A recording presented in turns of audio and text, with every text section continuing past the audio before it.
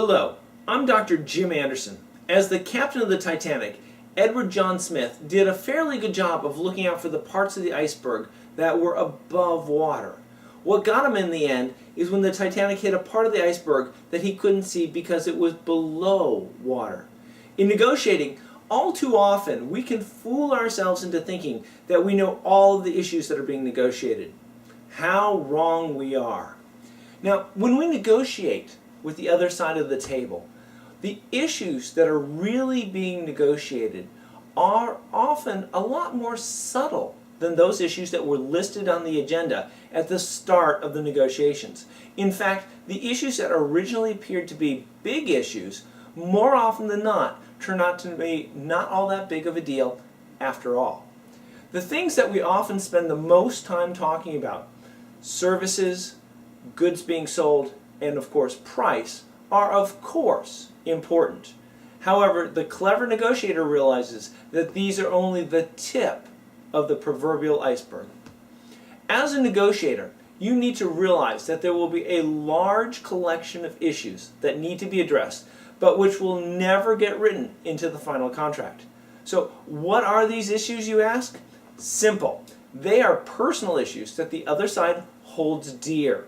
Neither side can make these personal demands out loud during the negotiation. However, if you don't address and resolve them, then you won't be reaching an agreement. If these personal negotiating issues are so important, then what are they so that we can start to look for them?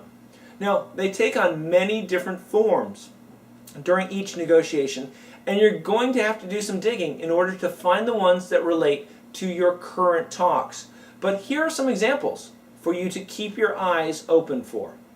Number one, personal schedules. I need to get this negotiating completed by tomorrow because my wife wants to go visit her mother this week.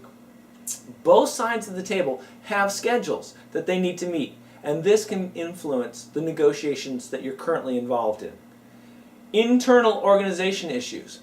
My boss has been fired, and now I work for someone who has a different agenda. The world is a dynamic place, and even as the negotiation goes on, things change. These changes can impact the direction that the negotiation is heading in. Physical health. I have a pounding headache. We need to be constantly reminding ourselves that negotiation does have a physical side to it. How either side is currently feeling can have a significant impact on how the negotiations progress. Social status.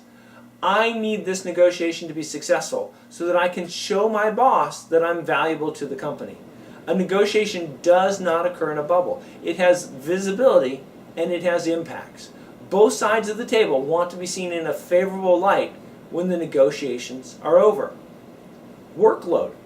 I am already swamped and I need to be careful to not take on any more work. This is the curse of the modern workplace. Too much to do and never enough time to do it. You need to watch the other side to determine if they're dragging their feet because they fear an increase in their workload.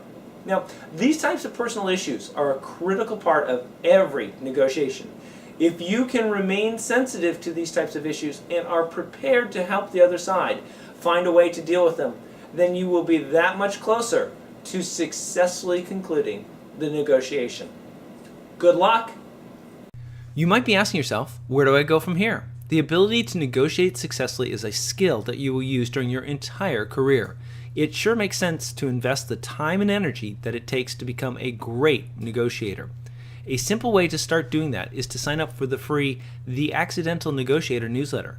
This monthly publication is sent to your inbox and is overflowing with tips and techniques on how you can conduct your next negotiation in a way that will allow you to close more deals and get more out of each deal.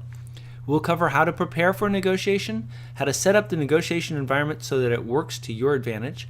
We'll cover different types of negotiating techniques and when you should use them. And we'll discuss negotiating power and how you can get more of it. We might even cover a negotiator's career tip or two. Hey, the newsletter is free, so you can't go wrong there. In the description of this video, you'll find a link that you can click on. Go ahead and click on it, and you'll be taken to a webpage that will let you sign up for the newsletter. There's even a free gift in it for you when you do. Thanks for watching this video. sign up for the newsletter, and congratulations on starting your journey to accidentally becoming a powerful and effective negotiator.